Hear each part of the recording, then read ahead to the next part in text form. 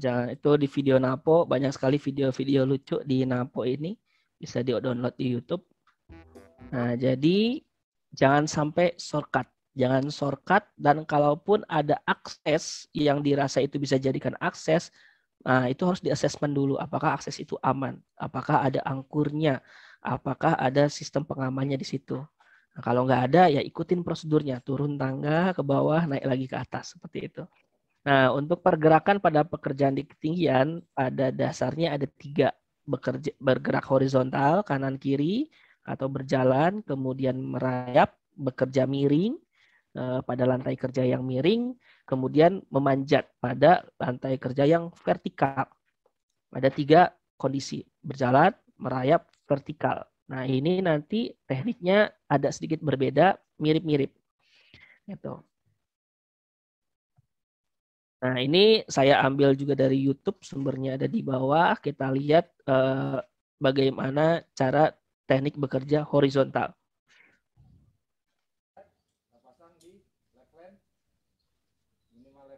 Nah, ini ada safety line. Ada safety line, kemudian di setting di tengahnya ada intermediate untuk menjaga sagging atau lendutan.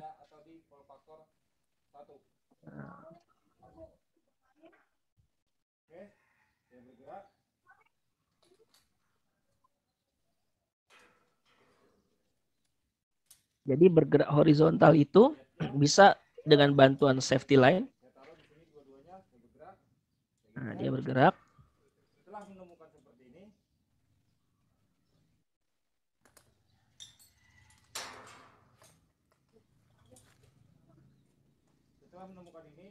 tidak boleh dicopot dua-duanya.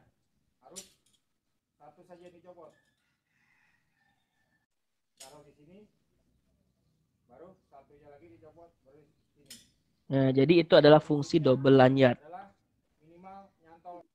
Itu fungsi double lanyard. Jadi pergerakan ke horizontal, ke kanan dan ke kiri itu ketika kita bergerak pada saat bekerja di ketinggian, maka lanyardnya wajib double.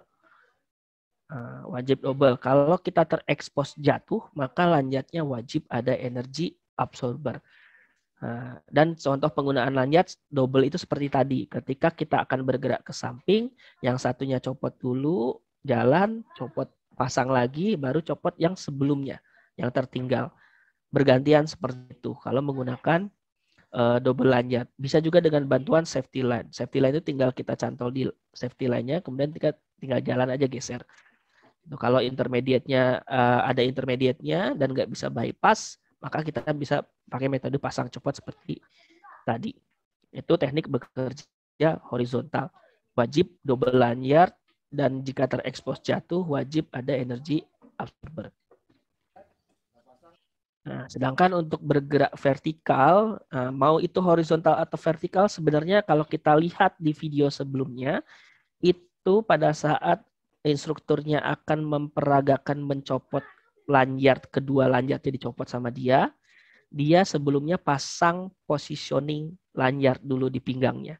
Jadi di pinggangnya dia ikat dulu ke struktur, cantol lagi.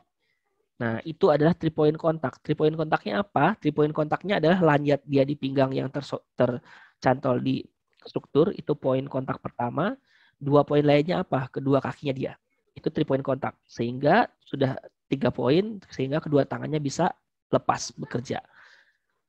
Mau baik itu pun bisa dilakukan di pekerjaan vertikal. Selalu jaga 3 point kontak, khususnya pada saat penggunaan portable ladder. 2 kaki 1 tangan atau 2 tangan 1 kaki. Oke, kemudian cara kedua bisa menggunakan double lanyard. Jadi double lanyard dengan energi absorber itu selain dipakai horizontal, dipakai juga untuk bergerak vertikal. Secara metodenya sama. Cantol satu, yang satunya masih dilepas, naik ke atas, cantol lagi, yang bawah copot lagi, naik ke atas, cantol lagi. Seperti itu. Atau cara ketiga, bisa menggunakan yoyo. Gantung yoyo di atas, tarik, cantol, kemudian naik seperti biasa, nggak perlu pakai nggak perlu pakai lanyard. Atau menggunakan yang ada namanya safety line. Safety line yang vertikal, atau menggunakan railing. Railing seperti yang ada di gambar. Banyak cara untuk bergerak vertikal. Yang pasti jangan sampai kita tidak melakukan ketiganya. Nah, kita harus pakai 2 poin kontak, nggak pakai apa-apa. Nah, disitulah potensi bahaya meningkat. Nah, Oke, jadi kita sudah sedikit membahas tentang background, kemudian membahas tentang regulasi yang ada sampai isi-isinya, kemudian kita membahas teknik bekerja juga, kita bahas. Nah, setelah itu semua, maka kita coba kenalan. Kita kenalan dengan alat apa sih yang dipakai sama orang-orang tadi di video ataupun di gambar. Nah, kita coba balik ke hierarki pengendalian bahaya. Di fall protection itu ada fall prevention sama ada fall protection. Fall protection ini fall arrest. Prevention itu mencegah jatuh, kayak tadi metode kerjanya restraint, penggunaan guardrail, kemudian prosedur kerja dan lain-lain, itu fall prevention. Tapi ketika sudah melakukan pemilihan ke alat pelindung jatuh perorangan APJP, maka itu sudah masuk ke dalam golongan fall arrest. Nah, eliminasi, kita lihat tadi gimana caranya kita mengeliminasi jatuh, lakukan di lantai dasar atau buat seolah-olah lantai kerjanya adalah lantai dasar. Dengan melebarkan lantai kerja, menjauhkan orang dari titik di mana dia bisa jatuh atau terekspos dari tepian. Gitu. Isolasi, di restrain, pasang guardrail, administrasi kontrol, lakukan teknik kerja aman, kemudian pelatihan, perencanaan kerja, sign, dan lain-lain. Nah, kemudian masuk ke guardrail. Ini ada di Permenaker 9 2016 pasal 24. Di mana guardrail ini ada dipasang di platform atau lantai kerja sementara ataupun lantai kerja tetap. Dan aturannya minimum tingginya 95 cm. Kemudian kalau ada celah maksimum 47 cm. Kemudian jangan lupa ada tubotnya. Nah, ini sini ada tubotnya. Tubotnya itu seperti ini. Nah, ini tubot. Nah, ini scaffolding belum ada tubotnya. Ini bisa ditambahkan tubotnya di sini. Untuk apa? Untuk menghindarkan kalau kita nendang tools atau yang debris itu nggak langsung melayang ke bawah mengenai orang yang ada di bawahnya. Kekuatannya berapa? Sesuai Permenaker, kekuatannya minimum 0,9 kN atau 90 kilo. 90 kilo doang. Makanya yang namanya pagar bukan angkur. Karena kalau angkur 15 kN, 1,5 ton. Nah, pagar, makanya banyak pagar ditulisin dilarang bersandar. Kenapa? Karena dia disetting tidak untuk nahan beban. Dia disetting hanya sebagai tanda agar orang tidak mendekat ke situ. Kemudian, nah ini ketika guardrail dipasang jadi angkur, efeknya seperti ini. Apalagi pada saat dismantling, hati-hati. Nah, dia copot, pagarnya copot, ya orangnya ikutan jatuh juga bersama dengan pagarnya.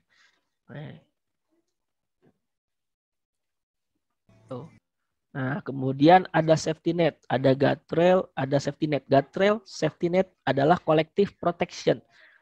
Banyak orang bekerja dilindungi oleh satu alat. Entah itu guardrail, entah itu safety net. Nah, safety net ini di Permenaker hanya di state cuma mampu menahan beban minimum 15 kN. Nah, mungkin butuh dideskripsikan lebih detail lagi. Seperti apa sih safety net yang diatur di Permenaker. Sampai sekarang mungkin ini bisa menjadi masukan nanti ke teman-teman regulator, butuh dideskripsikan lebih detail seperti apa yang namanya mampu menahan beban 15 kN, khususnya untuk safety net. Di OSHA ada aturannya. Lubang tidak boleh lebih dari 15 x 15 cm, pasang tidak boleh lebih dari 9 meter kalau di OSHA, di bawah pekerjanya. Nah, di IN lebih ketat lagi, jarak jatuhnya nggak boleh lebih dari 6 meter jarak pasangnya dari ketinggian orang kerja. Jadi kalau kita pasang safety net di sini, nah ini platform orang ini tidak harus kurang dari 6 meter. Tidak boleh lebih dari 6 meter. Nah, kemudian jarak antar angkur, kadang kan ada ini nih, anggaplah ini Habim, struktur. Kemudian ini nanti ada safety netnya. Nah, ini safety netnya. Safety netnya. Nah, di sini adalah titik angkur. Sebentar. Oke, sorry. Saya ganti warna biru. Di sini adalah titik angkur.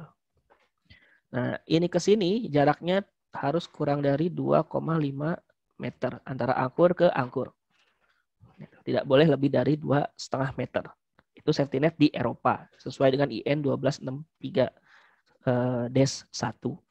Nah, kenapa jarak jatuhnya maksimal 6 meter? Karena fall clearance-nya besar. Ketika kita pasang safety net, gitu kan. Kalau kita pasang safety net-nya di ketinggian 1 meter dari platform kerja, ininya 1 meter platform kerja. Berapa jarak jatuhnya dia? Jarak jatuhnya dia itu kalau yang 1 meter kita tarik.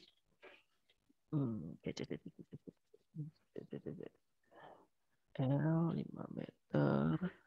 Nah, kalau yang 1 meter, kemudian kalau diambil di 6 meter, itu sekitar 16 meter. Jadi jarak jatuhnya besar. Maksimum kita harus memiliki clearance 20 meter ketika pasang safety net. Makanya safety net ini banyak dipakai di konstruksi. Itu semakin dekat dengan jarak platform pekerja, semakin bagus untuk safety net tersebut. Karena semakin jauh nanti clearance-nya semakin besar. Mirip dengan fall clearance yang ada di fall protection. Nah, itu collective protection. Nah, kemudian kita masuk ke personal protection. Kita mengenal yang namanya A, B, C fall protection. Ya, kalau saya coba cek chat dulu. Oke. Kalau ada yang bertanya nanti admin bisa kalau ada yang bertanya boleh langsung bertanya di chat. Nanti mungkin di setiap seksi boleh stop saya untuk kita bahas. Dari sisi sebelumnya regulasi, kemudian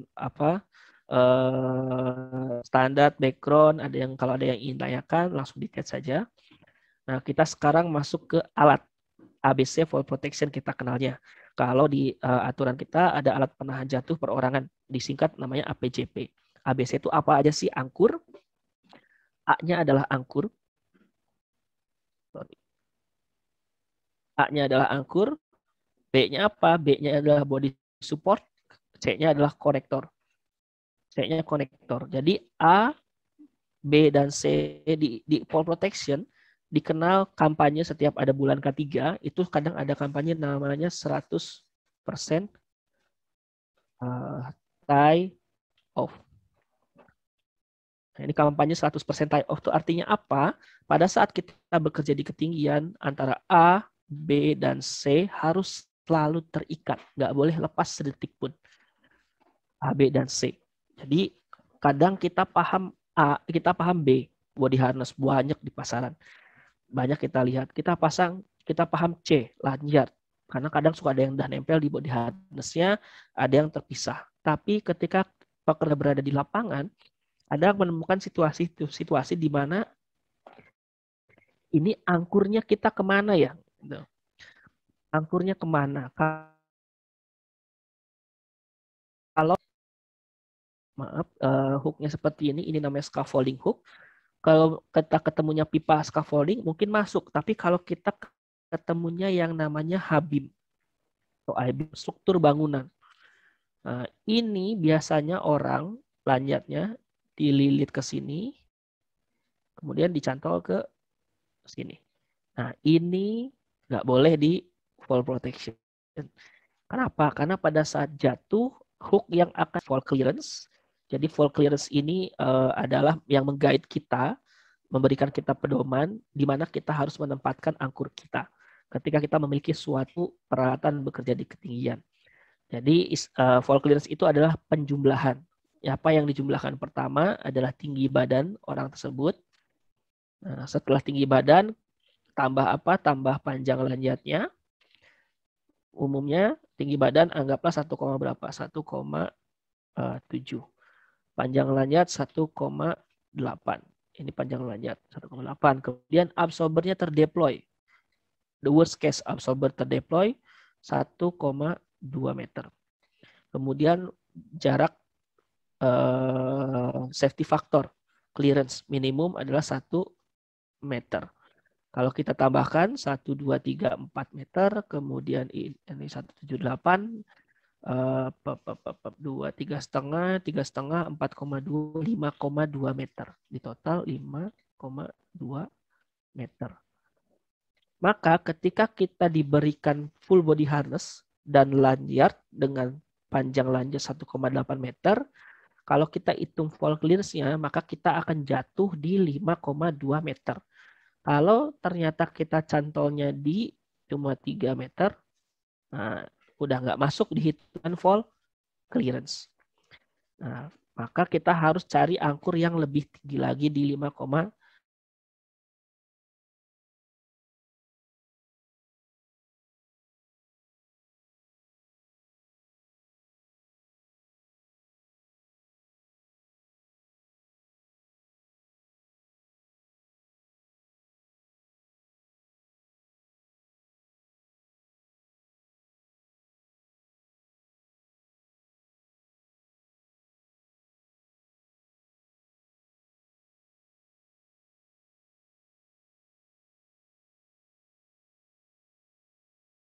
Faktor 1, ketika angkurnya berada di sejajar dengan daring kita, daring full body harness kita, ada fall factor 2 ketika angkurnya sejajar dengan kaki kita.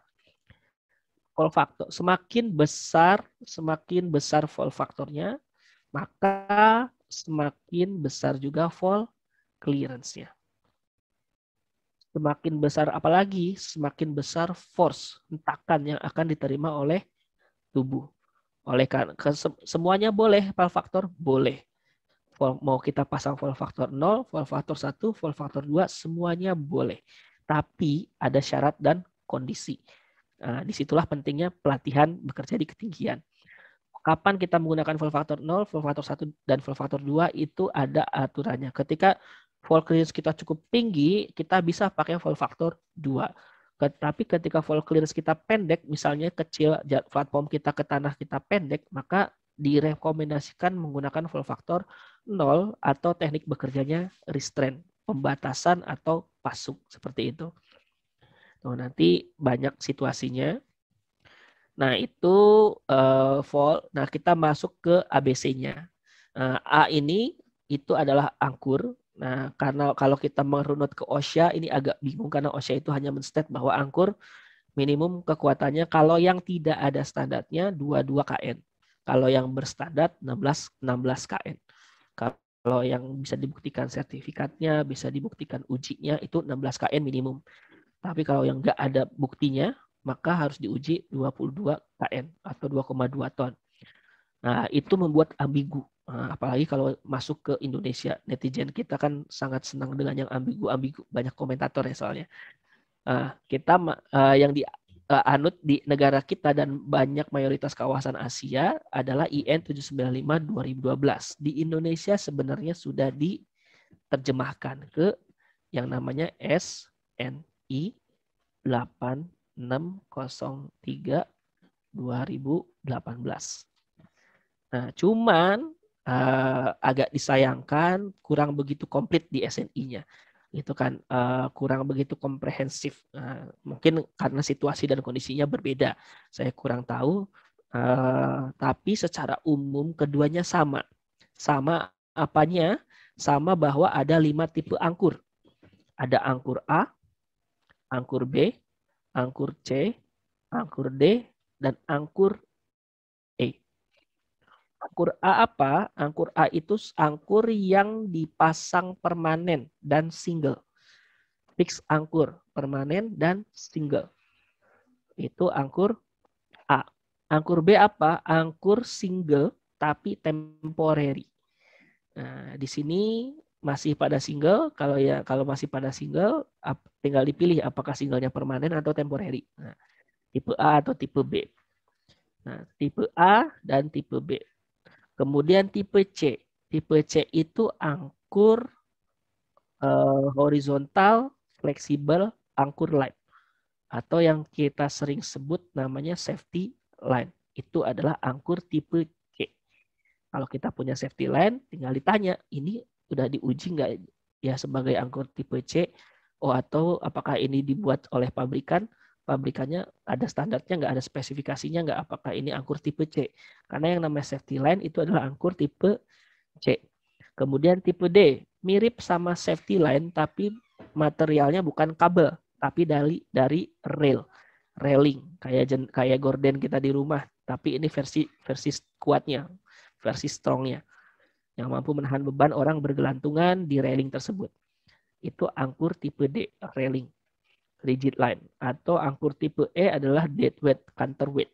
Di Indonesia yang paling akan banyak sering kita temui adalah A, B, dan C.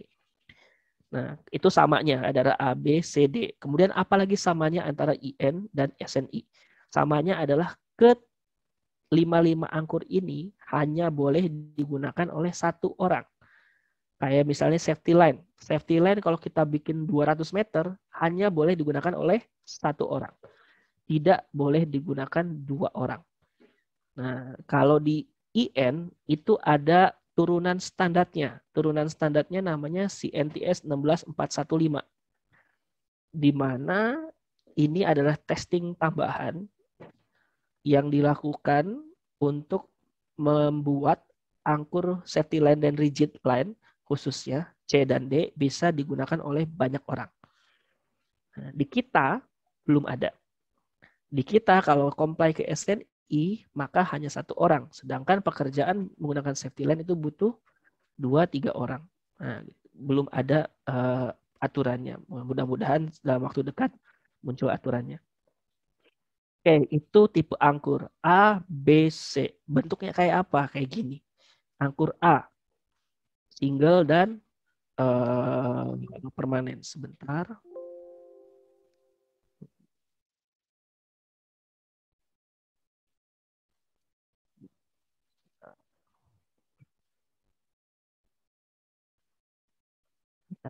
Cara hilang gimana ya? Oh gitu. Menghilang, menghide-nya gimana? Menghide-nya.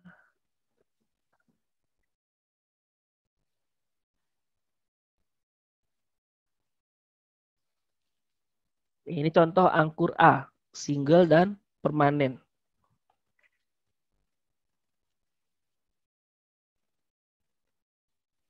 Nah, jadi ini contoh angkur yang dipasang di konkrit. Nah, bisa dipasang di H-beam, steel juga, tapi metodenya pemasangannya beda. Nah, ini dipasang, metode pasangnya menggunakan chemical bonded misalnya atau Dynaboard dan lain-lain. Nah, yang masang harus terlatih. Yang masang tersertifikasi, kemudian setelah dipasang harus ada pengujian, entah itu pengujian oleh pihak ketiga atau dari sisi pabrikannya. Yang jelas wajib ada buktinya bahwa itu diuji dan pas. Gitu. Angkur, fixed line, atau yang temporary. Temporary banyak. Ini temporary. Banyak sekali. Ada angkur strap, ada temporary lifeline, ada angkur yang untuk ke dinding misalnya seperti ini, ada yang untuk di atas kepala, troli. Seperti ini angkur troli, ada yang untuk dipasang di H-beam, ada yang untuk dipasang di kontainer misalnya. Angkurnya banyak macamnya. Nah, ini angkur line. Jadi ini gabungan antara single angkur point yang ini, dan yang ini. Digabung, di sini ada single angkur strap, di sini ada angkur strap, kemudian ada safety line-nya. Nah, ada tensionernya, ada tali kemantel atau pakai webbing, bebas. Itu kan biasanya beberapa pabrikan sudah meluncurkan tersertifikasi untuk 4 orang, untuk 2 orang, gitu kan. Atau bikin sendiri. Kalau kita bikin sendiri maka wajib dipakai ada advice atau approval dari TKPK 3, tenaga kerja pada ketinggian yang level 3. Itu setahu saya, tapi mohon koreksi kalau ada yang lebih tahu. Tapi kalau nggak punya TKPK 3 maka bisa menggunakan produk yang sudah jadi tinggal pakai. Ini juga ada contohnya tipe B, temporary, angkur untuk yang punya bangunan ada parapetnya.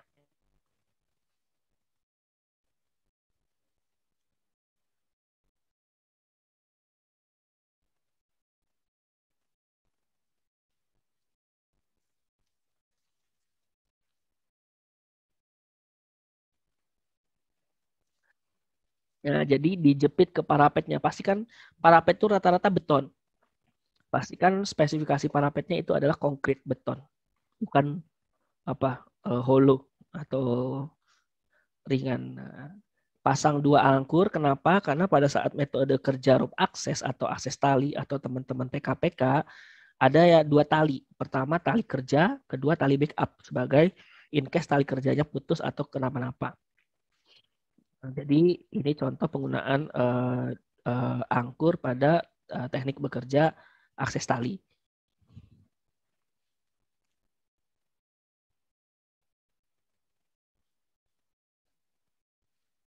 Nah, itu ada pasang descender, kemudian ada rope grab sebagai backupnya, kemudian dia turun menggunakan descendernya, bawa peralatan ngelap-lap kaca, kemudian dia bekerja tersuspend atau tergantung. Nah, ini adalah teknik akses tali. Teman-temannya sertifikasinya bukan TKBT lagi, tapi ke TKPK karena beda bidang.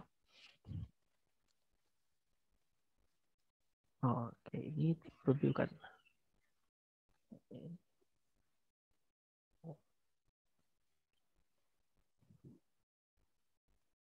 Ini contoh kalau kita ada loading unloading atau suatu mesin di manufacturing tapi di atasnya ada struktur H-beam yang horizontal nggak miring, nah, bisa menggunakan troli, beam troli namanya. Angkur tersertified, ada sertifikasinya, pastikan ada sertifikasinya karena banyak di lapangan ditemukan beam trolinya itu beam untuk equipment, bukan beam untuk angkur untuk bekerja di ketinggian. Jangan sampai salah beli atau salah ketuker karena beda nanti sertifikasinya.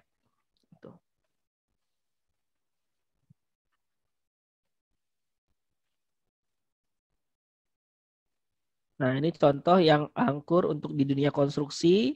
Nah, kalau nggak ada angkur, bisa pasang temporary angkur seperti ini. Namanya apa ya? Lupa saya namanya. Jadi bikin lubang, pasang. Selesai pekerjaan, copot lagi, tutup lagi pakai konkrit. Pakai ditutup lagi ini lubangnya, seperti itu.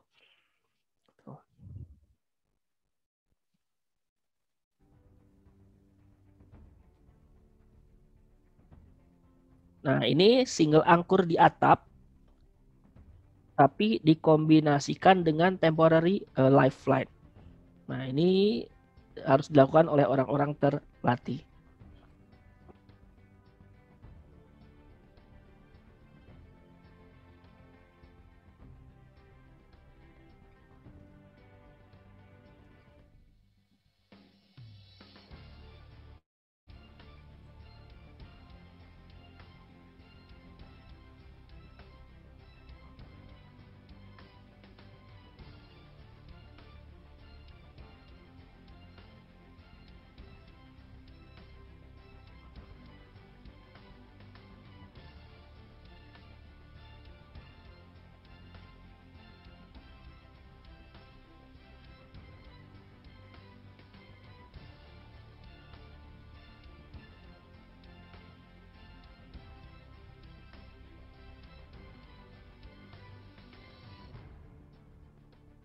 Dia masih menggunakan rope grab sebagai tali kerjanya. Ini saat kita men-setting safety line.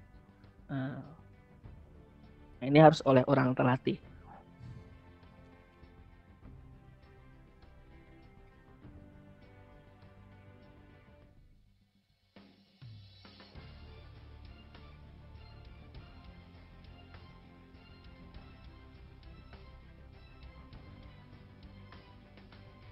Ada tensionernya, dikencangkan, baru siap pakai. Baru teman-temannya pada naik ke atas untuk bekerja sama-sama.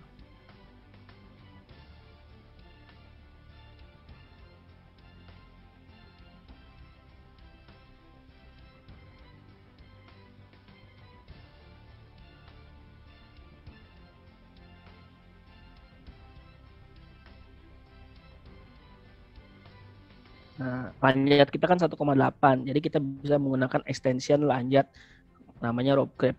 Bisa dipakai untuk vertical lifeline juga, temporary.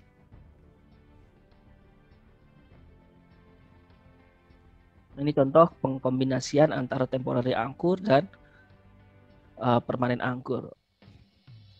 Nah, itu tipe A, tipe B, kemudian ada tipe C. Tipe C itu yang horizontal semua. tipe C yang kabel base, tipe D yang ini, yang di bawah, railing. Nah, kita lihat contohnya. Nah, ini salah satu pengujian yang dilakukan di pabrikan. Jadi diuji menggunakan 300 kg jatuh untuk angkur yang dipasang di atas atap. Nah, ini diuji jatuh 300 kg. Kemudian salah satu syaratnya nggak boleh ada yang putus atau sistemnya nggak fail.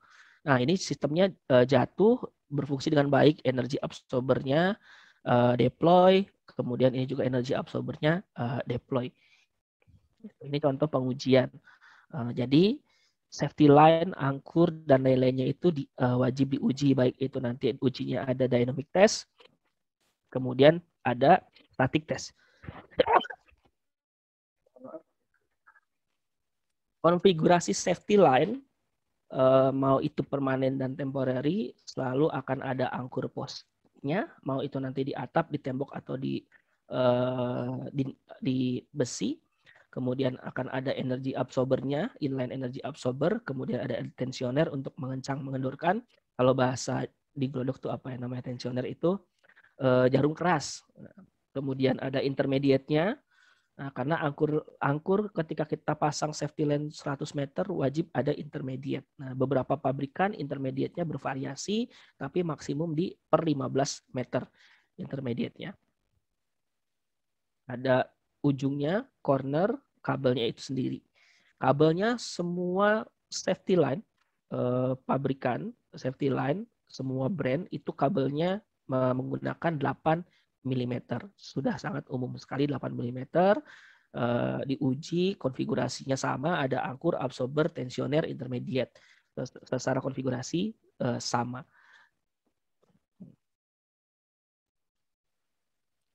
Oke, kalaupun dipasang overhead, bisa misalnya untuk loading unloading, untuk di kabel tray, untuk di jalur crane.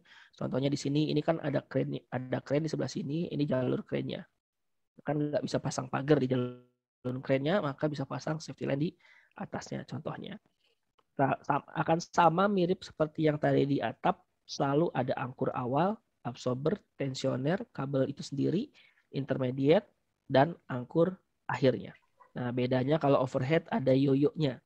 Nah, biar kalau jatuh nggak sampai ke ground, karena yoyo ini pada saat kita jatuh akan otomatis terkunci seperti itu. Oke, ini kita masuk ke yang tipe rail.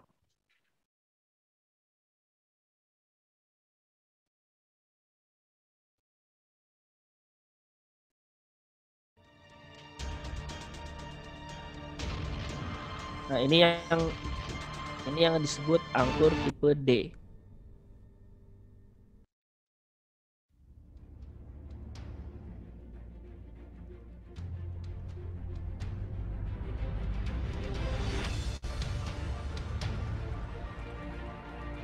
Nah, jadi sifat bentuknya rail terbuat dari aluminium, bisa dipasang valve faktor 1 atau valve faktor 0 di atas kepala.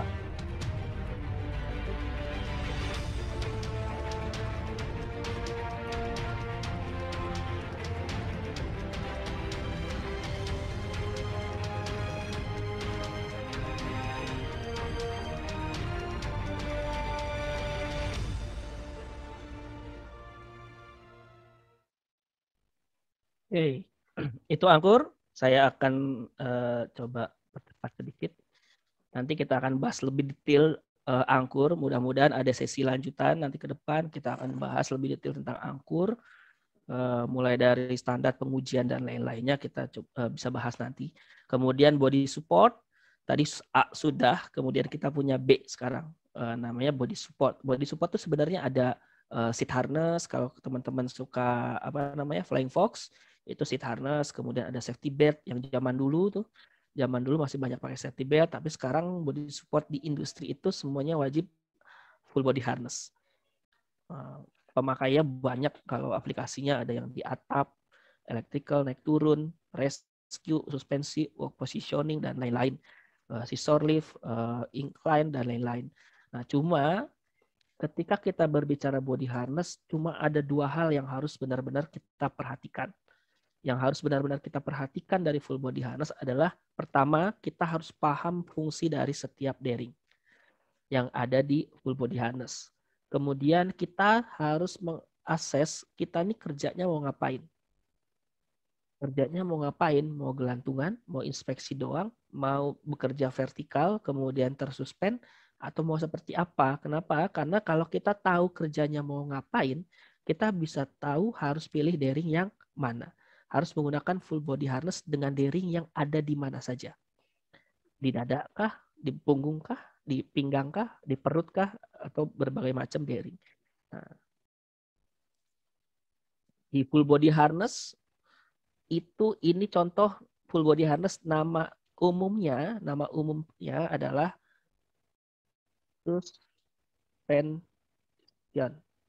suspension harness. Modelnya akan mirip seperti ini, semua brand. Namanya suspension harness, dikenal dan banyak orang mengagung-agungkan ini adalah full body harness dengan daring yang paling banyak. Daring yang paling komplit. Kenapa? Dia ada fall arrest daring. Fall arrest daring itu tempat nyantol lanyard atau fall arrester. Fall arrest daring itu ada di punggung dan di dada. Jadi dua ini disebut sebagai fall arrest daring. Dua itu. Kemudian ada yang di pinggang. Yang di pinggang itu disebut sebagai positioning daring. Pemposisi kerja, alat bantu, bukan fall arrest, bukan alat utama, tapi alat bantu. Kemudian ada daring yang di perut. Contohnya di sini ini daring perut, ini daring perut. Nah, daring inilah yang selalu ada di full body harness dengan model suspensi. Apapun brandnya, ketika harnessnya adalah suspensi modelnya, maka pasti ada daring perutnya. Modelnya suspensi. Kenapa? Karena model harness seperti ini disetting ketika kita cantolkan talinya di perut, ketika kita tergantung, maka posisi kita itu akan lebih mirip ke posisi duduk. Tidak ada yang namanya suspension trauma di paha. Nah, itu fungsi daring perut. Untuk orang TKPK, semuanya pakai daring perut. Itu bisa pakai body harness biasa, tergantung, tapi harus ada tambahan bosun chair, alat duduk tergantungnya. Nah, itu fungsi masing-masing daring. Nah, daring samping ini seperti apa? Daring samping. Pernah lihat petugas IndiHome, PLN, ada tiang listrik. Ini ada tiang listrik. Kemudian dia akan pasang pagar. Pasang tangga. Di sini ada panel. Nah, dia akan naik ke atas. Orang berdiri di sebelah sini. Nah, posisi orang ini, nah, ketika dia berdiri di ujung tangganya dan menghadap langsung ke panelnya, dia membutuhkan kedua tangannya bekerja. Nggak mungkin pada saat kita dalam posisi itu, pasti tangan kita satunya pegangan, satunya bekerja. Gimana caranya kedua tangan kita bisa kerja? Nah, disitulah fungsi dari positioning daring. Jadi ada lanyard tambahan nanti ini dipasang ke tiang. Jadi lanyard tambahannya diikatkan ke tiang, kemudian pasang di pinggang. Sehingga orangnya ada poin ketiganya. Poin ketiganya itu pinggangnya. Dua poin lainnya kakinya. Sehingga kedua tangannya bisa bebas untuk bekerja. Nah, itu adalah fungsi dari daring samping. Seperti di video pada saat kita bergerak horizontal, itu ada di situ. Kemudian kita harus paham, selain kita tahu kerjanya mau ngapain, kita tahu fungsi daring, kita juga harus tahu ukuran. Karena ukuran itu harus fit. Harness itu harus fit di tubuh kita. Biasanya di setiap brosur berbagai brand itu muncul tabel seperti ini. Yang bawah itu adalah berat badan, yang vertikal itu adalah tinggi badan. Contohnya berat badan saya 63 kg. Di sini tinggi badan saya 160. Berarti di sekitar sini. Nah, saya bisa pakai ukuran small medium, atau saya bisa pakai medium large tapi ukuran paling kecil. Settingan strapnya paling kecil. Nah, itu cara baca tabel sizing. Ini penting juga kita untuk bisa memahami tabel sizing karena pada saat kita melakukan pemilihan kita lihat mayoritas orangnya tingginya 160. Nggak ada yang berat kurus-kurus, maka kita pakai yang ukuran apa seperti itu. Nah, model banyak, tapi yang brand banyak. Tapi yang harus Bapak Ibu pahami adalah tipe.